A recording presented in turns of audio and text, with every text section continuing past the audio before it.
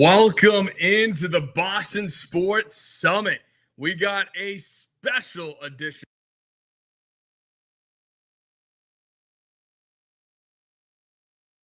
Oh, okay, we're back now. All right.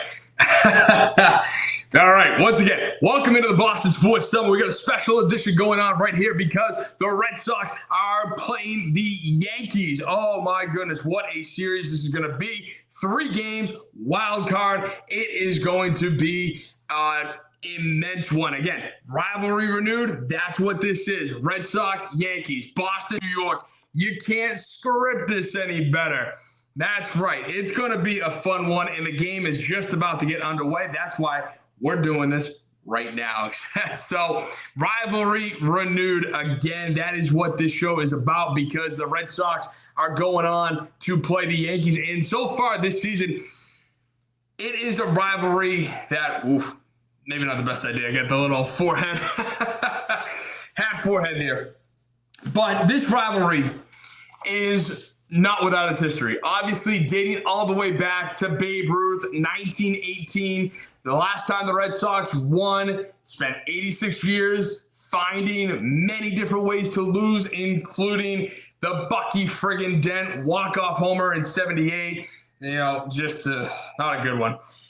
But the craziest part about this history is the fact that the Red Sox and Yankees have only met in a playoff series format 5 times. This will be the 6th. And it all started back in 1999 where the Sox lost in 5. It was an absolute no-brainer that the Yankees were going to win that one right in the heart of the late 90s, early 2000s Yankee dynasty. Then in 03, Aaron freaking Boone. 04, reversed the curse. In 18, we just owned the Yankees. And then in 21, we crushed Garrett Cole. And then, hey, this is the 6th one. This is an institution where are the Yankees going to tie the postseason series up? Or are the Red Sox going to pull away because they're going to go up 4-2 in postseason series where, yeah, sure, the Yankees have more wins than the Red Sox in terms of the head-to-head matchups over the years, of course, dating back to the 1900s. Yeah, fine. The Yankees have that, but not for nothing. The Red Sox have it where it matters more in the head-to-head matchups. That we have won the last 3 and we're up 3-2. I don't know about you, but I would rather that than anything else. So this season has been an absolute roller coaster. It was a season where I was sitting here one week bashing this team going, what are you doing? You're playing like hot garbage. You don't deserve to make it to the postseason, this, that, and the other, because I stand by my takes when I went through that because they sucked at points during this year. The worst part of the whole thing was the trading of Rafael Devers. I mean, you got Jordan Hicks, Kyle Harrison, James Tibbs, who is now Dustin May, and then Jose Bayo. The interesting thing about that is Peter Abraham wrote a story in the Boston Globe about what has transpired, right, since that Devers trade and how Craig Breslow gets to rub those words back into our face. And I'm sitting there reading this going, okay, yes, the Red Sox were 37-36, barely above 500 before the Devers trade. And then after the Devers trade, they went 52-36, had a win percentage of .584 or 52-37 since the trade, throughout the rest of the season. And did the Red Sox score more runs without Devers than with him? Yes, they did. Did they seem to play like a cohesive unit with him than without him? One could argue. But when you're looking at the fact that we won more games and we went 52-37 without him, it's pretty damn good. You know, a nice 15 games above 500. But the only thing I'm thinking of is how many games did Jordan Hicks blow in which we could have or should have won that game? You know, his game against the Twins in the rain delay comes to mind.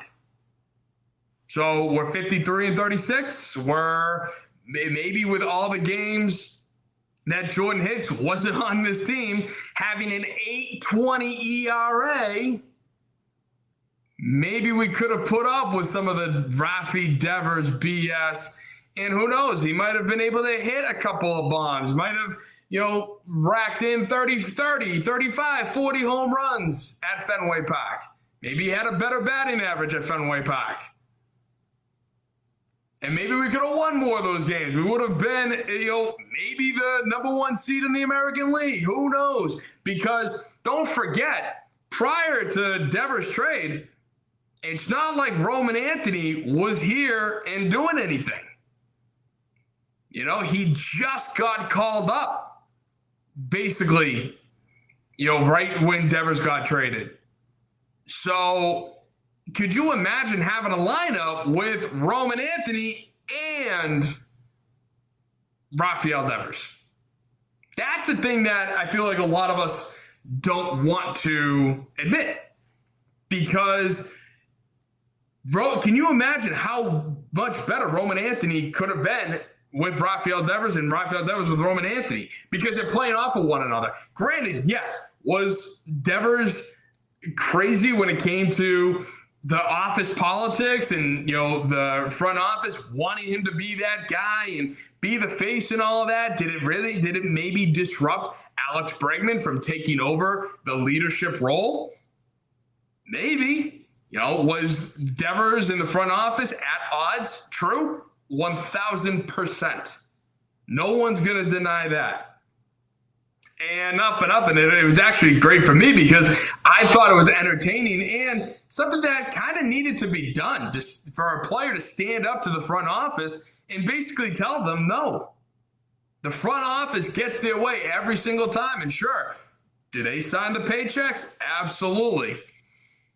But it is also front office malpractice to acquire Jordan Hicks, Kyle Harrison, James Tibbs III, and Jose Bayo for a $300 million man. Because God forbid you spent a single cent on Devers' salary in order to get back better players. This goes down as front office. This goes down as front office malpractice, what Craig Breslow traded Rafael Devers for. And yes, per John Henry's orders, dump the salary. I'm not paying another cent to Rafael Devers. But you could have gone on and tried to get a better deal from somebody else who would have done both. But just like Mookie Betts, you run into the same crap. It's almost a consistent thing with this team. And so, luckily, instead of the Red Sox actually falling flat on their face like we've seen year after year, because even the trade deadline, you get Steven Matz and Dustin May. That's it? That's all you did? Even though you wanted to brag about how, we got all the money now to spend. And then of course, after the trade deadline, Breslow's like, well, you know, it's hard to make that much money up at a trading deadline. Like, spare me your nonsense, Craig. So while people want to go back, revisit, look at the stats and say, look, this is what happened. Yes, the Red Sox did play better without Rafael Devers. I agree. They absolutely did. But you forgot to mention the fact that there's more to the story, because I will still fight tooth and nail that the Red Sox did not win this trade, especially this season, when you had an opportunity to get to the first place in the American League, if not the American League East. You know, and all the slumps that we went through, all the lack of run support that we went through. Imagine having Rafael Devers still here. Roman Anthony gets hurt. Hey, Rafael Devers can help pick up the slack. Maybe we win a few more games at the end of the year. You know, really tighten the screws to the Blue Jays and Yankees. I'm just saying. But speaking of the Yankees, again, the rivalry. Boston, New York, Big Apple, the city that never sleeps versus Beantown, the hub of the universe. And let's be honest, we're Boston. We are the hub of the universe, baby. That's right. And it is going to be an interesting one because, first of all, I want to mention how weak of an organization the Yankees are because they told Ticketmaster, and but Ticketmaster has it out there saying that they're not going to sell any tickets to a fan that lives outside of Pennsylvania, New York, New Jersey, and then the kicker, Connecticut. This is why I can't stand Connecticut, not to mention the fact that it's literally a throughway state between Boston and New York. There is nothing there. And the fact that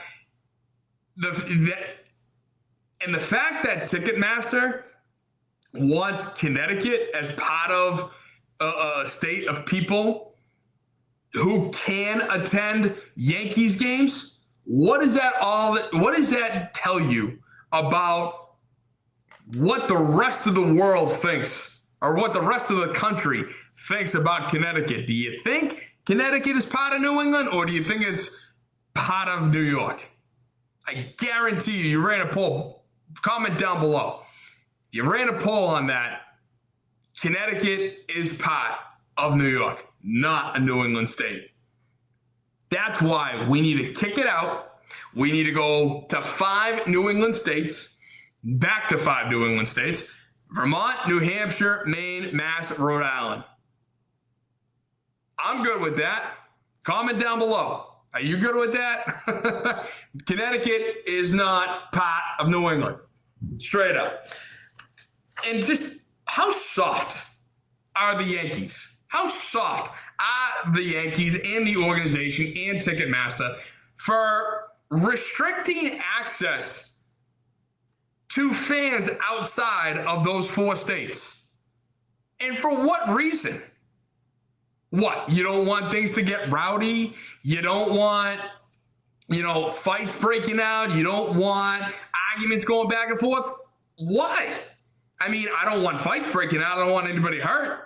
But at the same time, this is a rivalry here, folks. Like, come on. Where's the good old-fashioned hatred? Where's the, Joe Kelly? Where is the Jason Varitek? I mean, look at the bottom quarters here. You got Joe Kelly about to knock a Yankees lights out. You got Tech shoving his glove in A-Rod's face. Like, come on. Varitek, and Varitek at least, still hates Alex Rodriguez anytime Varitek goes on the Fox post-game show. Like when Varitek went on the Fox post-game show after the 18 World Series where they won it all, it was such a cold stare and handshake with Alex Rodriguez. It really was. And so bring that rivalry back. Give me back my Red Sox Yankees hatred, the Boston New York hatred. That's what I want. That's what I want to see. Because the fact that, it's just a game, you know what? No, it's not. It means more. Boston and New York. And, Philly kind of third, but they're a whole different story. But it's Boston, New York, every single time. When you have that is prime time. I don't care if it's Red Sox, Yankees, Bruins, Rangers, Patriots, Giants / Jets, or Celtics, Knicks. I don't care. It is a prime time matchup, especially the fact that this rivalry has been an institution for the sport of baseball. When ESPN made that really stupid 30 for 30 about the Dodgers and the Yankees back in the 70s because they played in back-to-back World Series, I really didn't know about it. And so when I watched the documentary, outside of the Yankees infighting, it was really such a awful documentary because there was no real rivalry. The Yankees just won every time. But when it came to Boston and New York, and you're right, the Yankees won for a long time, and that's why they have the per game season advantage, a year or career total advantage. It's just one of those things where ever since the 2000s, ever since 03 and 04, the rivalry hasn't really been the same. Yes, you have the 18 with Joe Kelly, and that was fun. That was great. But then you get to the playoffs, and the closest thing that it came to in the playoffs was when the Yankees won in Game 2 in Fenway Park and left Fenway, blaring New York, New York. And so we played New York, New York after every single win from there on out. And we won the World Series. So, again, I want that rivalry back. I want that hatred in a good way, but I want that hatred for New York. Come on, give me that tonight. Let's go. Give me the Red Sox, In this season, the Red Sox are 9-4 versus the Yankees. We're 5-2 at Yankee Stadium. We got a winning record while in New York, while in the Bronx. So, again, as I mentioned several weeks ago when we were traveling to the Bronx, we were in a slump. We needed a get-right series, and that's what the Yankees were for us in the Bronx, a get-right series. I can see something similar play out. And the interesting thing is tonight is going to be a matchup where you have two of the best pitchers in the American League going head-to-head. The Red Sox and Yankees were competing for Max Fried's services. And, of course, the Red Sox lost out because they were too cheap. And they pivoted 48 hours later, got Garrett Crochet. I mean, again, something you can't even script. So when looking at the Game 1 matchup between the two, this season, Garrett Crochet was 18-5 to Max Fried's 19-5.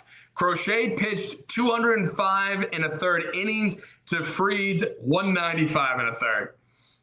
Garrett Crochet's got a 2.59 ERA to Fried's 2.86. Crochet struck out 255 guys to Fried's 189. Crochet's got a 1.028 walks plus hits per innings pitched to Max Fried's 1.101. And then Crochet, on average, strikes out 11.2 batters per 9 innings to Max Fried's 8.7. And Garrett Crochet has a 6.3 wins above replacement to Max Fried's 4.5. I don't know about you, but I kind of like Garrett Crochet. I'm glad we didn't get Max Fried. If we couldn't have both, give me Crochet every time. Every time. And even though Crochet in his 4 games versus the Yankees is 3-0 with a 3.29 ERA, 39 strikeouts, 10 earned runs, and 27 and a third innings pitched, I hate to say it, but Max Fried is slightly better versus Boston, even though in 3 games he's 1-1 with a 1.96 ERA, 22 strikeouts, 4 earned runs, and an 18 and a third innings pitched. Again, I still like Crochet in this deal because Crochet is just the big, dominant lefty. The lefty that you want as your ace. And listen, I think Fried's a very good pitcher, and he stepped up after Gerrit Cole's injury. That was a massive blow for the Yankees. And had Gerrit Cole pitched all season, yeah, I think the Yankees probably would have taken home number one in the American League East. And it wouldn't have been close. Well, maybe a little bit close. But with the whole Devers trade, he was a Yankee killer. And somebody that when you needed a big hit versus Gerrit Cole versus the Yankees, you knew that Rafael Devers was the guy, which is why I can't help but consistently come back to it. Like, it hurts. It still hurts because you got nobody of substance.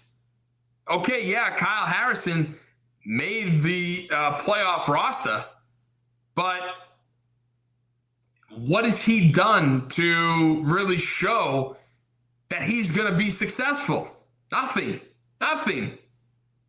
And I got nothing against Kyle Harrison. I have everything against Jordan Hicks, but I got nothing against Harrison because he hasn't done enough. And that's the issue that I have. You need to prove yourself, and he hasn't. Peyton Tolley has. Peyton Tolley has shown us what he's able to do. And I think my issue going into this was, what's our middle relief going to look like? I can see Peyton Tolley going an inning, maybe two. I think he can do that. Especially if he keeps throwing the way he is. Again, similar body type to Crochet, just a big, hunking lefty who can throw the ball, with gas. That's what I want to see. And Connolly early, the thing I really enjoy about him is he doesn't have, necessarily gas. He's got good stuff. Connolly early doesn't have gas. He just has good stuff. And he can pinpoint the ball where he wants to. He actually knows how to pitch. A lot of these guys today, Jordan Hicks included, don't know how to pitch. They just know how to throw, which is vastly different because when you know how to pitch, you're thinking about, okay, where is this hitter sweet spot at? Where is their weak spot at?